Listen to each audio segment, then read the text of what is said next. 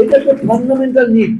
এইটা আমরা ব্যর্থ, আমরা যারা সিনিয়র চিকিৎসক আমরা ব্যর্থ যে আমরা সাধারণ মানুষকে বুঝাতে পারি নাই যে স্বাস্থ্য কতটা ইম্পর্টেন্ট। যার রোগ হয় শারীরিক কি মানসিক, যার পরিবারে একজন বুদ্ধি প্রতিবন্ধী আছে সে জানে যে মানসিক রোগ কি, যার পরিবারে একটা অটিস্টিক বেবি আছে ওই মা বাবা জানে যে আমাদের সকল পিএইচডি ডিগ্রি নিয়ে নাও, আমার বাচ্চাকে সুস্থ বাচ্চাকে আমার উপহার, সে জানে।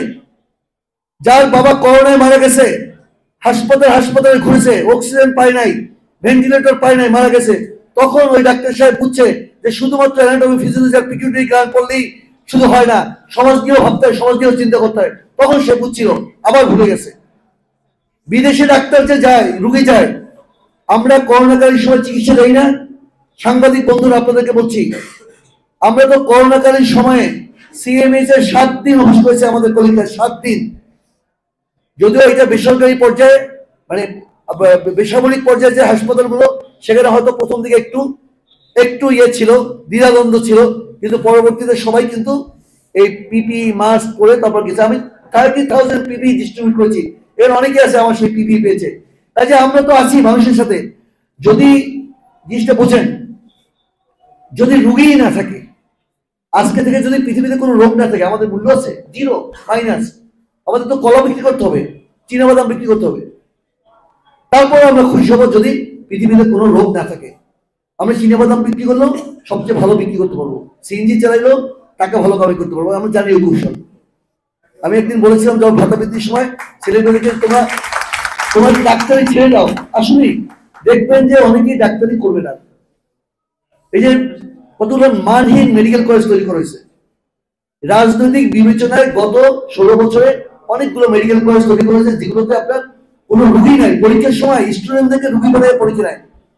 আমি সেই পরীক্ষা দিয়েছি, মেডিকেল কলেজের স্টুডেন্টদেরকে অ্যাজমা রুগী বানায় তারপর পরীক্ষা দিচ্ছে লং কেস। এই মেডিকেল কলেজগুলো ইমিডিয়েটলি বন্ধ হওয়া উচিত, মানহীন মেডিকেল কলেজগুলো বন্ধ হওয়া উচিত। আমাদের যা প্রয়োজন ডাক্তার, আপনি তো আমেরিকার সাথে কম্পেয়ার করলে হবে না যে আমেরিকায় 100 জনে 2 জন ডাক্তার। আমাদেরকে আমাদের মতো করে হিসাব করতে হবে। আপনার রাস্তায় দেখবেন যে খাবার বিক্রি করে, I had opportunity to take lunch over there, যে মানুষ কি দিয়ে খায়, অনেক সুস্বাদু, অনেক ভালো। তো মানুষ বাঁচত না, মরে যেত।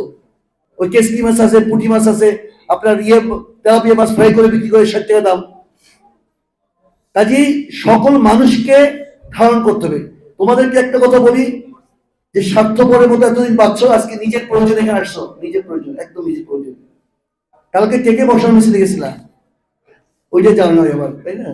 তোমার এখানে যখন তোমাদের বিশেষ হয়ে যাবে, তারপর যাদের যে যেখানে বঞ্চিত সেখানে তোমার কথা বলতে হবে, এইটাই নিয়ম। তুমি শুধু তোমার পরাটার সাথে খিমা খাই দিলে চিনি দিয়ে খাই বলবা, আরেকজন কি খেলো না নাকি ওদিকে তাকাবো না।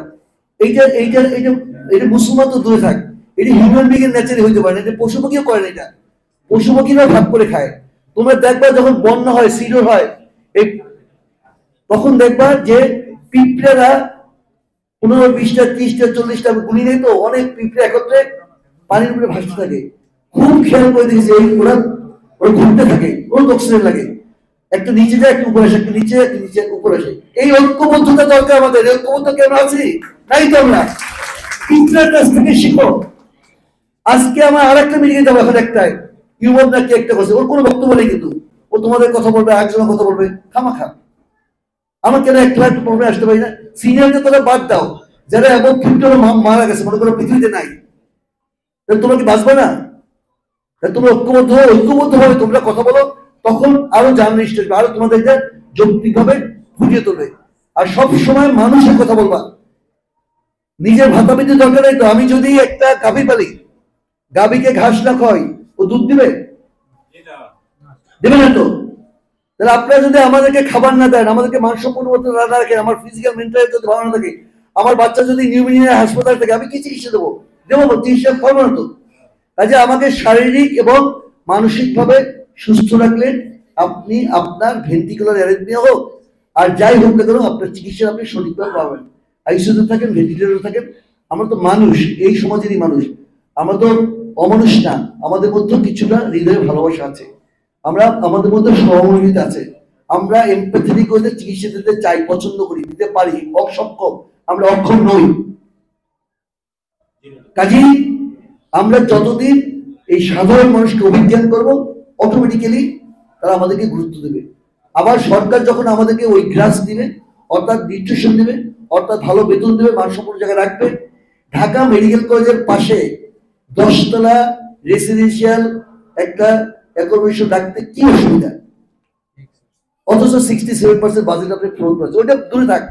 ঢাকা মেডিকেল কলেজে যারা এখানে তোমার স্টুডেন্ট আসো, গণরুমে থাকছো, আমরা তো খালের বিলে মেডিকেল কলেজে পড়ছি, বাজিয়ে দিলাম। তো তুমি কেন, তুমি 1 নম্বর হয়ে সমস্ত মেধা তালিকায় তুমি কেন গভর্নমেন্ট রুমে থাকবা? কেন প্রিন্সিপালের কাছে গিয়ে বলনা স্যার এই জন্য কি আমি মেধা তালিকায় দিচ্ছি, আমি আপনার দেশে চিকিৎসা করবো না, ডাক্তার হবো না, আমি আমেরিকা চলে গেলাম।